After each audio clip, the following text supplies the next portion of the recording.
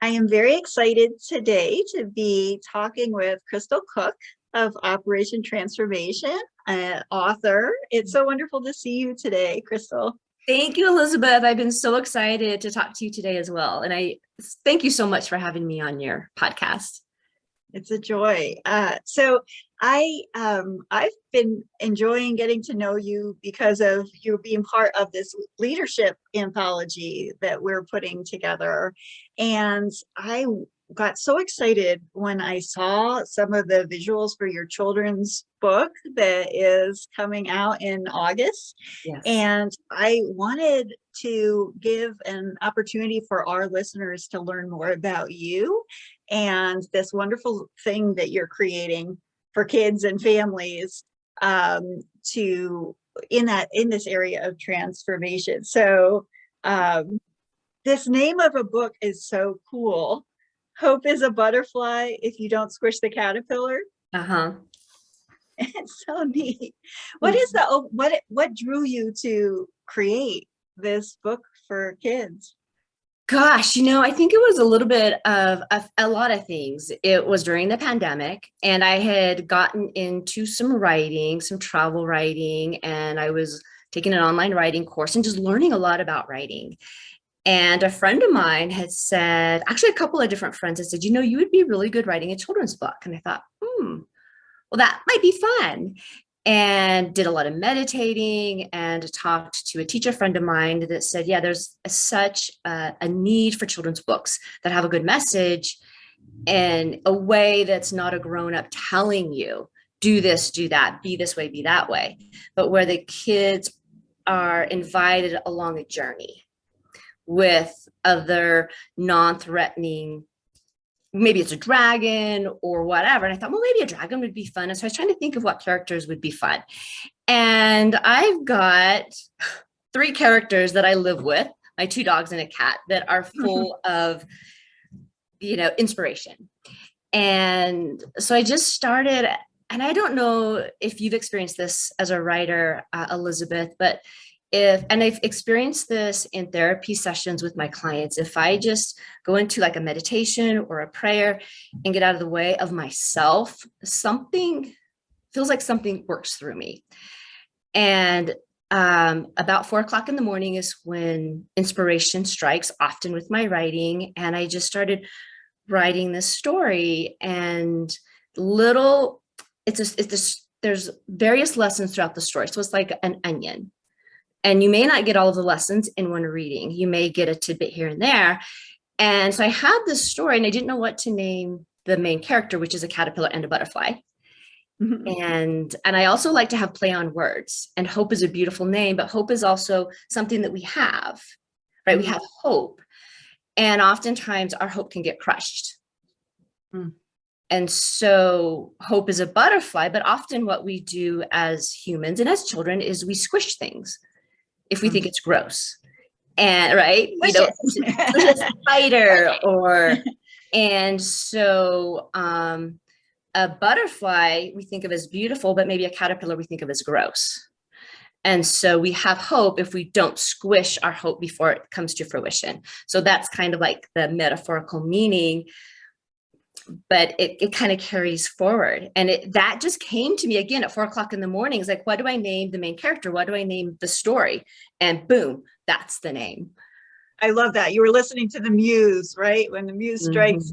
And I love that idea, not for children only, but for all of us. I mean, right? A lot of us, I've gone through multiple changes in my life and transformation. And when it comes, it feels icky and scary and wrong and like not what you like. This is not the path to go on. So it would be easy to go, oh no, that's not the path. And I'm so grateful that I did that. That might have been the feeling, but I didn't squish it. Like I let it work through me to come into another place. Absolutely. And so how often do we squish our own caterpillar, right? By that negative self-talk. Oh, even like doing something like a podcast, like who am I to do a podcast? Like I'm nervous. I'm a goofball. I'm, that negative self-talk is ourself squishing our own caterpillar.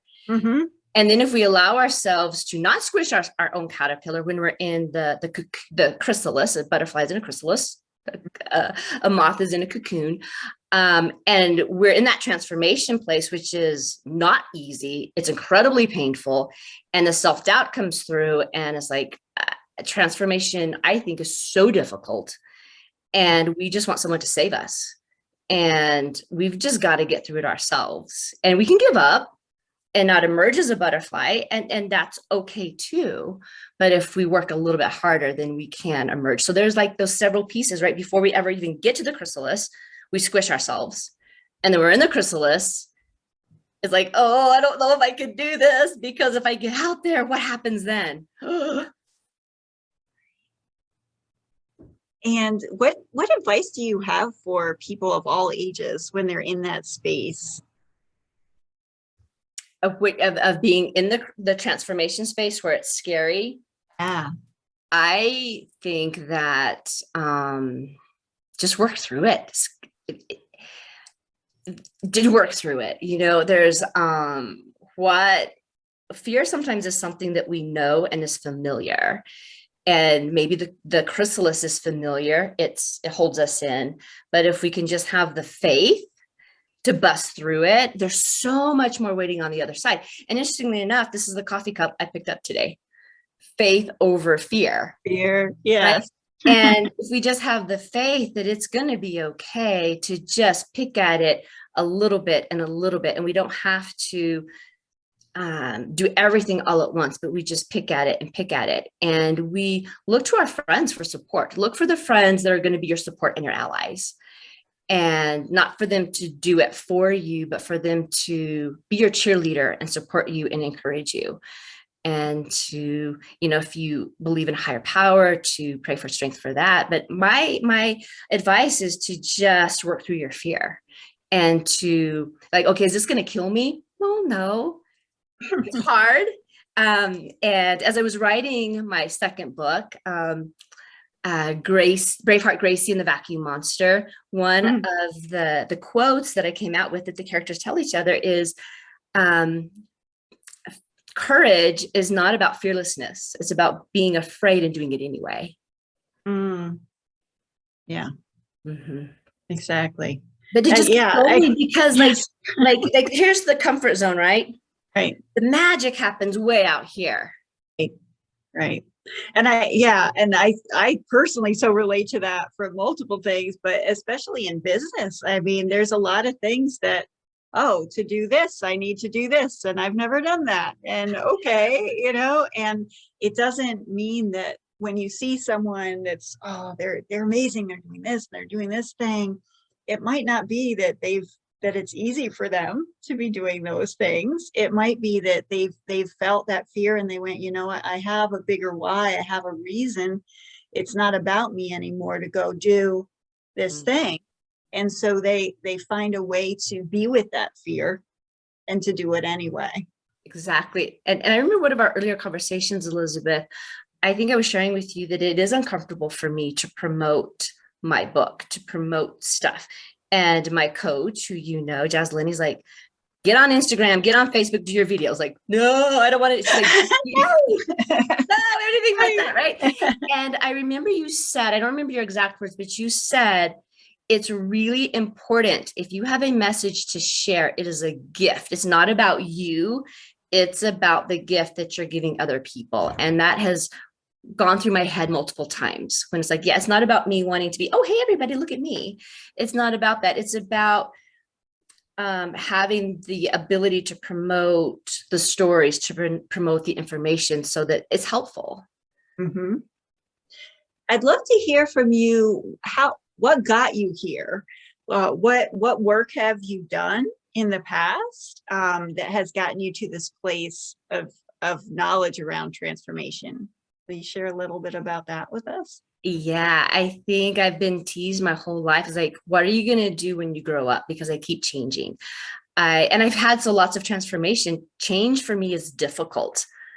but I don't know why I keep doing it. So right out of college, I did the logical thing that I was encouraged to do, the realistic, to have a stable job. And I became a CPA and was bored out of my mind. So then I thought, oh, I think it would be fun to, go into law enforcement. When I was a kid, I pretended to be a little private detective and I thought I solved all the crimes in our little small town, but I didn't.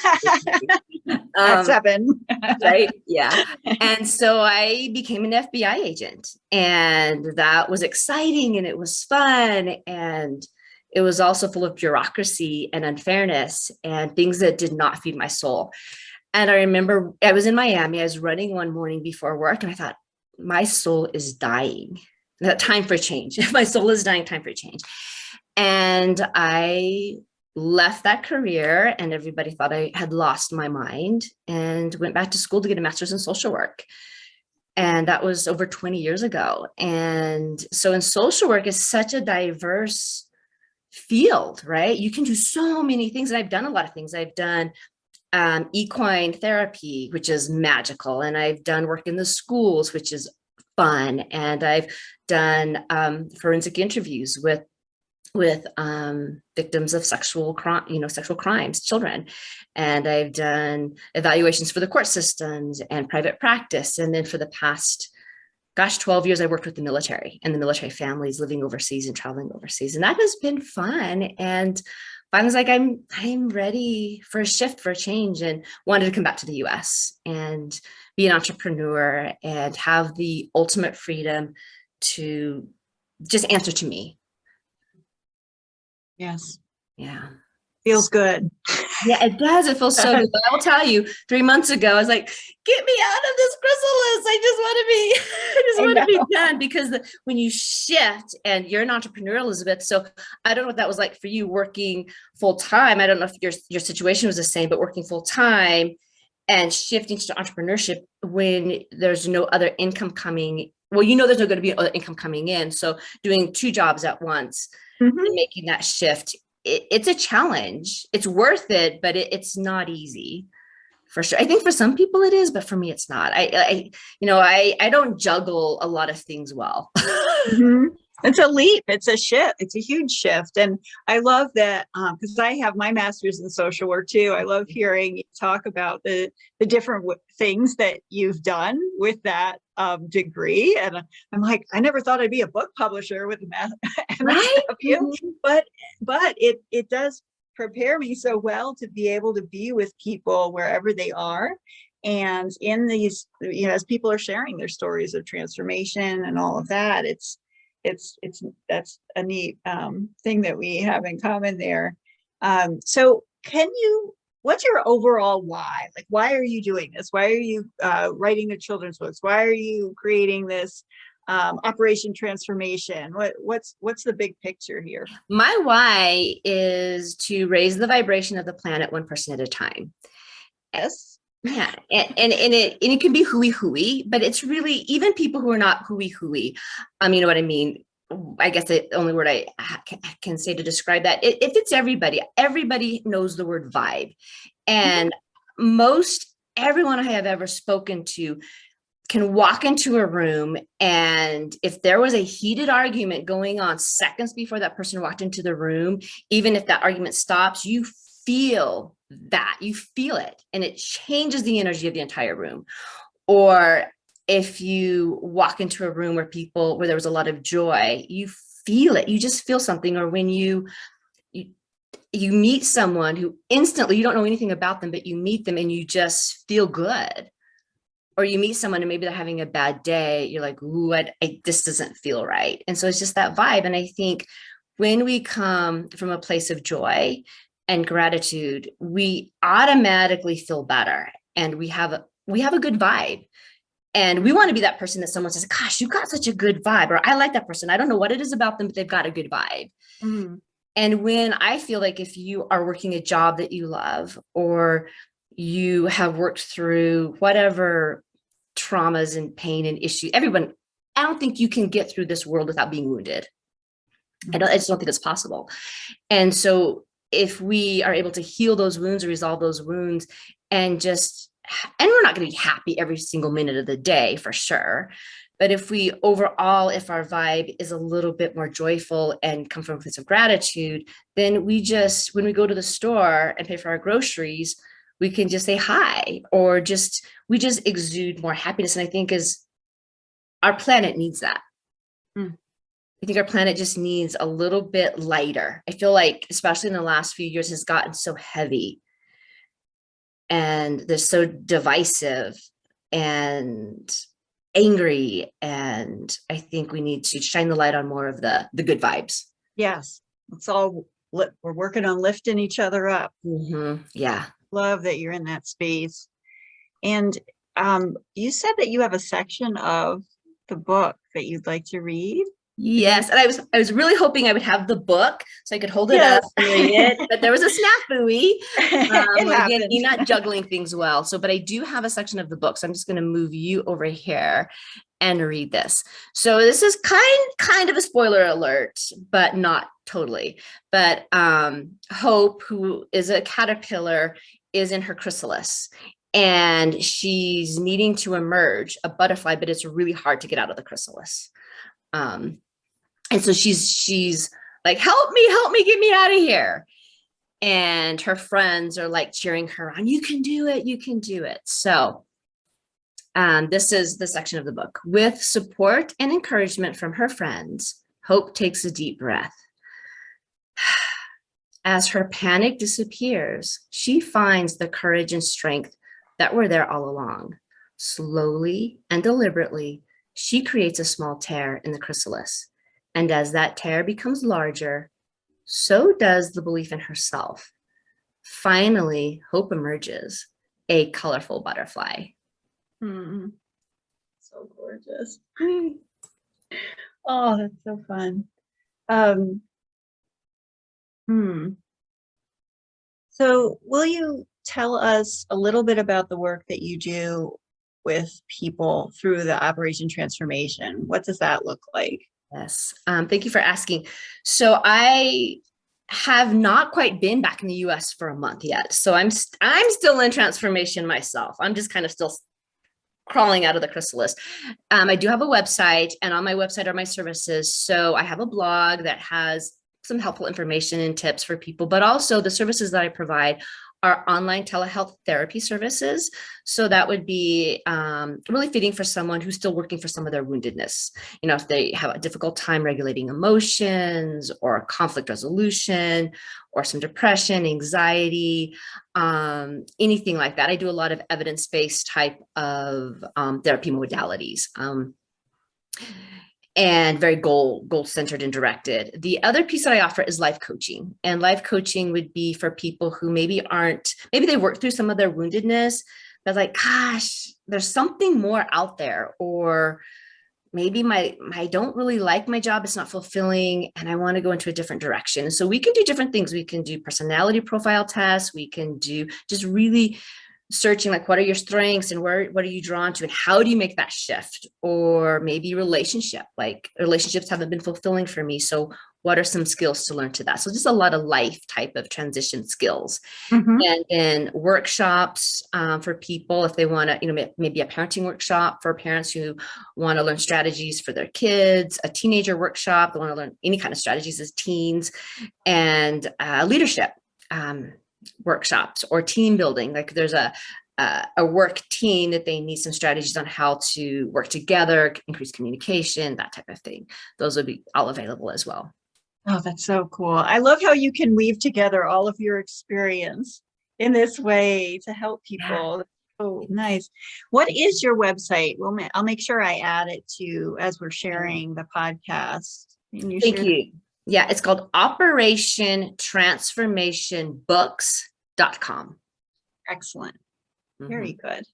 Anything else you wanted to share with our listeners? Gosh, I don't know. I would just say continue to watch your podcast. I was watching your podcast, and so many wonderful people and interesting stories that they have. And I would say just a shout out for other people who want to be writers and authors to not let your self-limiting beliefs hold you back. I was reading a little snippet about the person who wrote the what is that book called? The Life of Bees, the Oh, Secret The Life of Secret Bees. Life of Bees. Oh, Yeah, love that that I book. that she wrote that book when she was 52.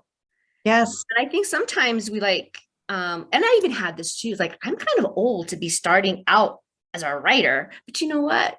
You can start out at 90 years old, and to not Mm-hmm. let those self-limiting beliefs hold you back, and then to learn your craft. Like I learned so much about writing. I read about writing. I learned how you write, because there's an art to it and a skill to it.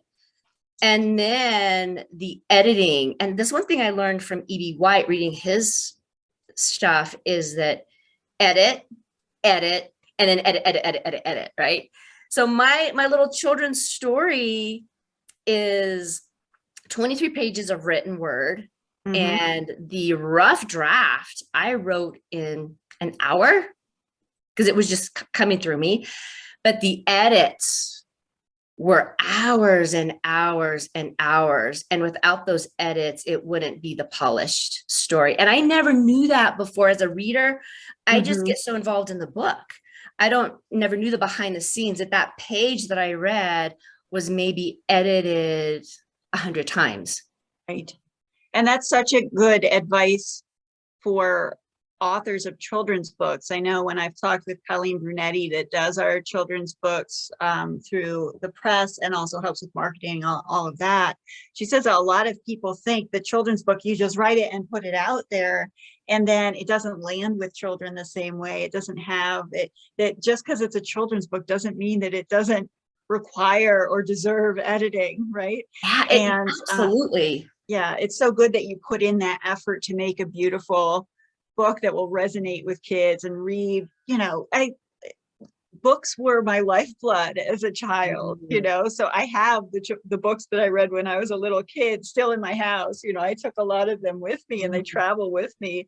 And I love that you've created this with that kind of just loving message of hope Thank for you. kids. Yeah. So thank you for bringing that into the world. Thank you for creating this really cool work that you're doing to provide people that safe space to transform and change.